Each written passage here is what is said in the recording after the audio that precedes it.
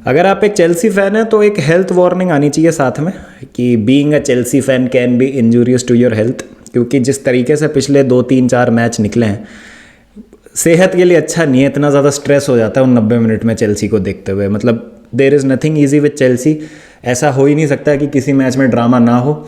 अगर जीतेंगे तो बड़ी मुश्किल से जीतेंगे, हारेंगे तो वैसे ही स्ट्रेस हो जाता है। तो चेल्सी फ़ैन बनना भाई एक roller coaster of a ride है, और आज फिर इस मैच में हमको देखने को मिला। तो कई सारी चीज़ें, थोड़े से पॉजिटिव्स हैं लेकिन बहुत सारे नेगेटिव्स हैं जिनके बारे में मैं बात करूंगा। लेकिन पहले कंट्रोवर्सी की बात कर लेते हैं, क्योंकि आई नो पर्दा डाल दिया है इस कंट्रोवर्सी ने कई सारे इश्यूज़ पे जो दिख रहे थे, जो हाईलाइट हो रहे थे आज फील्ड पे। तो एक बार कंट्रोवर्सी की मैं बात करता हूँ। तो कंट्रोवर्सी ये है कि क्या ये फाउल था एडवर्ड मेंडी पे, और क्या डिसअलाउ करना गोल वेस्ट हैम यूनाइटेड का सही था? अकॉर्डिंग टू मी नहीं। I think Chelsea got lucky. I think that's not a foul, that's just a follow through. और 50-50 है। बहुत लोग इसके फॉर में भी दे सकते हैं, बहुत लोग इसके अगेंस्ट में भी दे सकते हैं, but I have to be real in this one. I think we got lucky, और वो फाउल नहीं था। That goal should have stood. और आई थिंक यहाँ पर मैं कहूँगा कि Edward Mendy made most of the situation and it really held us. और हम जो है मैच जीतने में कामयाब रहे, पॉइंट्स हमने ड्रॉप नहीं करे, क्योंकि ये हमारे लिए एक मस्ट विन था। और पता नहीं, मतलब बहुत ज़्यादा प्रेशर आ जाता अगर हम ये मैच हार जाते तो उस लिहाज से तो अच्छा हुआ कि वो गोल जो है वो डिसअलाउ हो गया। लेकिन यहाँ पे मैं रेफरिंग की बात करना चाहता हूँ। रेफरिंग और वीएआर तो मैं डे वन से मेंटेन कर रहा हूँ कि यूजलेस है, बिल्कुल बिल्कुल यूजलेस है। अगर आप ये फाउल देखिए एंटोनियो का थियागो सिल्वा पे, मतलब कितनी बेहतरीन तरीके से जो है एंटोनियो ने बुलडॉग मारा है यहाँ पर थियागो सिल्वा को। Chris Jericho would have been proud ये देख के। और सिटी और एस्टन विला मैच की हम बात करते हैं तो वहाँ पर फिलिप कोटिन्यो ने एक स्क्रीमर मारा है, लेकिन रेफरी ने ऑफ साइड दे दिया उसको और पहले ही सीटी बजा दी। पता नहीं किस एंगल से ये ऑफ साइड है, मुझे तो समझ आया नहीं। लेकिन वहां पर भी एक मोमेंट है कंट्रोवर्सी का जहां पर एस्टन विला लीड ले सकती थी। फिर again it brings me back कि कुकुरेया वाला जो इंसिडेंट हुआ था क्रिस्टियन रोमेरो के साथ, जिस तरीके से बाल पकड़ के खींच दिया था कुकुरेया को जमीन पे और goal was allowed for Tottenham.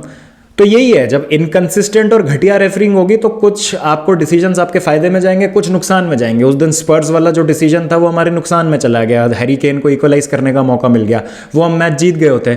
आज हम जीता हुआ मैच ड्रॉ करा लेते अगर ये डिसीजन हमारे फेवर में नहीं जाता तो सीधी सी बात है, मतलब गिव एंड टेक है और इवन आउट हो गया है। तो आई थिंक बात जो है बैड रेफरिंग की करनी पड़ेगी हमको, और यहाँ पर चेल्सी की गलती नहीं है। लेकिन अगर आप चाहते हैं कि I should not celebrate Chelsea's win तो वो तो नहीं होगा। मतलब हमको क्या करना चाहिए चेल्सी फैंस को? फोन करते हैं एफए को कि नहीं यार, स्पिरिट ऑफ द गेम में खेलेंगे। वो फाउल जो था वो गलत दिया आपने, वीआर नहीं, आपने गलत डिसीजन दिया है। 3 पॉइंट जो है वो चेल्सी को नहीं मिलने चाहिए। नहीं, कोई चेल्सी फैन यही नहीं सोच रहा, और ह्यूमन नेचर है ये। As long as it works in our favour we are happy और we have no complaints, we won the game. मैं अभी भी बोलूँगा I am happy with the result but I am not happy with the performance की मैं बात करूँगा, लेकिन I stand by it. Refereeing का स्टैंडर्ड बहुत ही घटिया है, वीएआर बहुत ही ज़्यादा कॉन्ट्रोवर्शियल है, वो गोल अलाउ करना चाहिए था, but I don't care because we have won the game, that's about it. अब इसके आगे मैं कुछ नहीं बोलूँगा। अब बात करते हैं परफॉर्मेंस की। तो टीम सिलेक्शन क्या था? फोफाना का आज चेल्सी डेब्यू हुआ। I think he had a Okesh game, बहुत अच्छा तो नहीं था बट खराब भी नहीं खेले। आई थिंक 2-3 कुछ टैकल्स उन्होंने अच्छे करे, लेकिन बाईपास भी हो गए 1-2 बार। उनका कम्युनिकेशन बहुत खराब था आज रीस जेम्स के साथ, जो कि I hope with time better हो जाएगा। डबल पिवट था बीच में कोवाचिच और लॉफ्टस चीक का। गैलेगर को वो नंबर 10 की पोजीशन में आज खिलाया गया माउंट की जगह। पुलिसिक और स्टर्लिंग हमारी लाइन लीड कर रहे थे। तो कूडोस टू टॉमस टूकल कि उन्होंने माउंट को ड्रॉप किया, हैवर्ट्स को ड्रॉप किया और जॉर्जिनियो को ड्रॉप किया, जिन्होंने अच्छा नहीं खेला पहले 5 मैचों में, और उन प्लेयर्स को चांस दिया जो कि एक्चुअली अपने आप को प्रूव करना चाहते हैं। वहाँ पे उनको पूरा क्रेडिट है।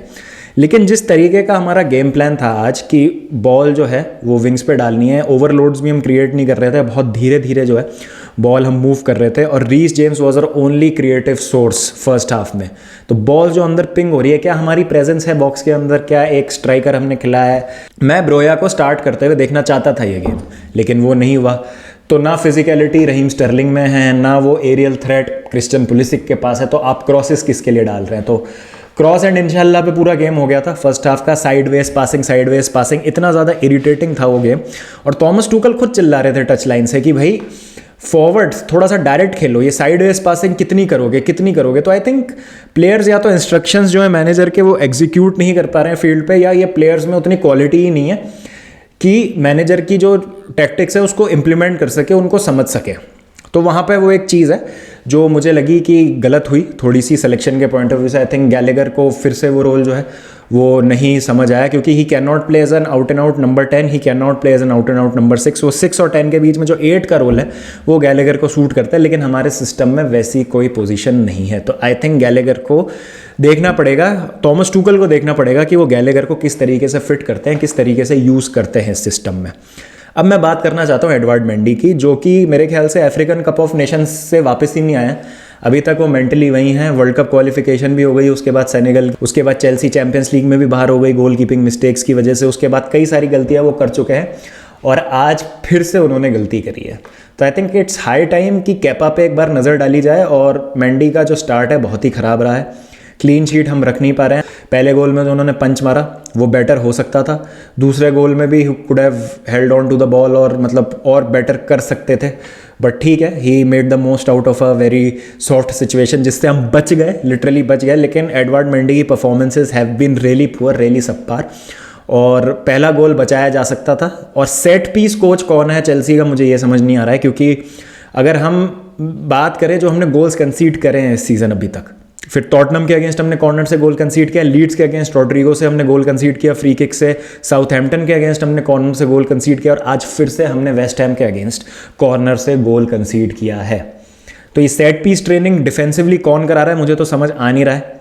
तो आई थिंक वो कोच है जिसको हमको सैक करना चाहिए सबसे पहले, तो जो चेल्सी की सेट पीस ट्रेनिंग करा रहा है, या नज़र डालनी चाहिए कि भाई क्या गलतियाँ हो रही है। 6 में से अगर 4 मैच में आप सेट पीस से गोल कंसीड कर देंगे तो आई थिंक वो बहुत एक ख़राब बात है, और आप सस्टेन नहीं कर सकते। मतलब आप बड़ी अगर टीम्स हैं जिनमें बहुत ज़्यादा फिजिकलिटी है, बहुत ज़्यादा अच्छे हैं एयर में, बॉल पे बहुत ज़्यादा, मतलब they are very good on the ball, तो वैन डाइक, डार्विन न्यूनेस और फबिन्हो जैसे फिजिकल प्लेयर्स लिवरपूल के पास। यहीं मैं सिटी में हूँ तो अर्लिंग हालैंड जिस फॉर्म में वो चल रहे हैं, रूबेन डियाज, लपोर्ट, बहुत फिजिकल, रॉड्री, फिजिकल लंबे लंबे प्लेयर्स हैं। आप तो फॉर श्योर गोल कंसीड करेंगे इनसे भी सेट पीसेस पे, कॉर्नर्स पे। तो वो एक चीज़ है जिस पे काम करना बहुत ज़्यादा ज़रूरी है। लेकिन सेकंड हाफ में रिस्पॉन्स अच्छा लगा, जिस तरीके के सब्सटीट्यूशंस करे थॉमस टुकल ने, I think they were on point. Broja और हैवर्ट्स को अप टॉप खिलाया ना, स्ट्राइकिंग पार्टनरशिप। तो रहीम स्टर्लिंग को वो लेफ्ट हैंड साइड में वो पॉकेट में खेलने का मौका मिला, जो उनको अच्छा लगता है, जो उनका प्रिफर्ड रोल है। तो वहाँ पर रहीम स्टर्लिंग जो है काम भी अच्छा कर रहे थे, अच्छे क्रॉसेस डाल रहे थे उस पोजीशन से। फिर गैलेगर को हटा के माउंट को लाया गया, तो माउंट का भी जो वर्क रेट था वो अच्छा था, he was hounding the back line, और एक मौका मिल रहा था ब्रोया और हैवर्ट्स को बॉल जीतने का। थोड़ा सा ऑन द बॉल उनका डिस्ट्रीब्यूशन वगैरह ठीक हो सकता था, लेकिन इंटेंसिटी थी चेल्सी की, बहुत अच्छी लगी देखने में। चांसेस मिले 2, और एक पहला मैं कहूँगा कि चिलवेल ने जो गोल मारा, it was a good finish, हो गई जैसे तैसे। और दूसरे गोल में फिनिश अच्छी थी हैवर्ट्स की, एंड चिलवेल अगेन। अब ये होता है अगर आपके पास एक पोजीशन में 2 वर्ल्ड क्लास प्लेयर्स होते हैं ना, या अच्छे वर्ल्ड क्लास, चलिए वर्ल्ड क्लास जो ऐसा शब्द है जो बहुत ज़्यादा आजकल इस्तेमाल कर दिया जाता है, 2 अच्छे प्लेयर होते हैं ना एक ही पोजीशन में, तो एक अगर काम नहीं कर रहा ना, तो आप ऑलवेज दूसरे पे रिलाई कर सकते हैं। आज वही हुआ, Cucurella was not working out, तो you always had Chilwell on the bench, और चिलवेल ने आके दिखाया कि वॉट ही कैन डू। तो आई थिंक सबसे जो इंपॉर्टेंट अभी चीज़ है ना, एक तो ये है कि अगर लो ब्लॉक, जैसे आज वेस्ट हैम लो ब्लॉक खेल रही थी, बहुत डीप सिट बैक करके डिफेंड कर रहे थे और काउंटर्स में हमको हिट करने की कोशिश कर रहे थे। तो अगर आपको इस अप्रोच से जाना है ना कि लो ब्लॉक्स को आपको फ्लैंक से जो है तोड़ना है, तो आपके पास एक फिजिकल प्रेजेंस होनी चाहिए बीच में, ब्रोया जैसी, जो अर्मांडो ब्रोया के पास है। मैं चाह रहा था कि आज ब्रोया स्टार्ट करे, और ऑब्वियसली आपके पास वो फॉक्स इन द बॉक्स भी नहीं था जो वो हाफ चांसेस पे पाउंस करे, जो 2 कदम आगे हो गेम से, जो रीड कर सके गेम को, who can find himself in those positions. तो ओबामेयांग जैसा प्लेयर भी नहीं था आपके पास। तो आपकी लाइन जो है काफ़ी वीक थी आज, लेकिन जैसे तैसे आपने ग्राइंड करके, डिटर्मिनेशन से, ग्रिट से आपने निकाल लिया रिजल्ट। और अगर टेबल की टर्म्स में देखें तो यूनाइटेड और आर्सेनल को आज अपना एक मैच खेलना है, तो यूनाइटेड ड्रॉ करके बराबर पॉइंट्स पे आएगी, जीत गई तो लीप फ्रॉग कर जाएगी दोनों लिवरपूल और चेल्सी को पॉइंट्स टेबल में।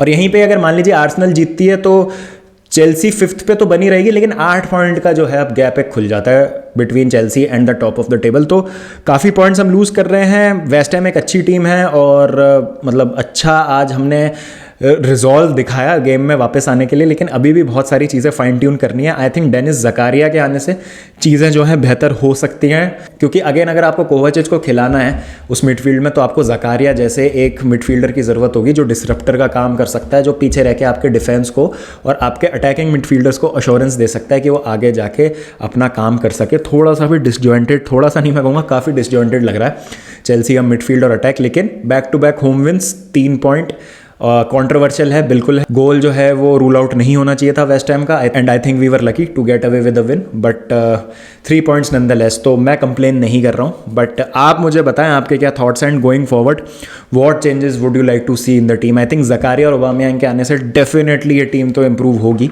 और एक बार बेस्ट 11 जब हमारी खेलेगी तो आई थिंक बेटर परफॉर्मेंसेस की हम एक्सपेक्टेशंस रख सकते हैं। लेकिन इस तरीके से अगर हम जाएंगे, आज जैसे AC मिलान ने भी हरा दिया इंटर मिलान को, बहुत ही बेहतरीन मैच। आई थिंक रफाएल लेओ का बहुत ही बेहतरीन परफॉर्मेंस था, और समझ आ रहा है कि चेल्सी क्यों जा रही थी रफाएल लेओ के पीछे इतना सारा पैसा खर्च करके। तो AC मिलान चेल्सी को बहुत आराम से खोल देगी अगर इस तरीके से चेल्सी मिडफील्ड में खेलेगी और कम्युनिकेशन नहीं रहेगा विंग बैक और सेंटर बैक में आपस में, और इस तरीके से अगर आप चांसेस देंगे टीम को मैच में आने के लिए तो वो जो है आपको परेशान करेंगी, और Chelsea have to watch out. तो VAR decisions are horrible, refereeing is abysmal, लेकिन it is what it is. कुछ आपके फेवर में जाएंगे डिसीजंस, कुछ आपके अगेंस्ट में, तो ये सिलसिला तो है चलता ही रहेगा। तो please do let me know in the comment section what do you think about the refereeing decisions. Do you think it was a goal और not a goal? I think it was a goal, बहुत soft था foul, 50-50 था। Obviously लोग जो है उसके favour में भी आर्ग्यूमेंट देंगे, लोग जो है उसके अगेंस्ट में भी दे सकते हैं। आप कीपर को नहीं मार सकते, रूल स्टेट्स दैट आप कीपर को नहीं मार सकते या कीपर पे आप किसी भी तरीके का कांटेक्ट नहीं कर सकते, तो उस लिहाज से तो फाउल था। But what else Jarrod Bowen was supposed to do, उनके पास कुछ करने के लिए जगह ही नहीं थी। मतलब अब मैं ये कह रहा हूँ अगर मेरे अगेंस्ट ही, मेरी टीम के अगेंस्ट ही डिसीजन गया होता तो I would be absolutely fuming right now. मैं तो सीरियसली बोल देता कि चेल्सी के अगेंस्ट एजेंडा चलाया जा रहा है, वो वाली बात है। तो guys please do let me no आपको क्या लगता है, और डू यू अग्री और do you not agree with the decision, वो वाली बात है। तो चलिए फिर मिलते हैं नेक्स्ट वीडियो के साथ, जब तक अपना ध्यान रखें, take care and peace up the चेल्स।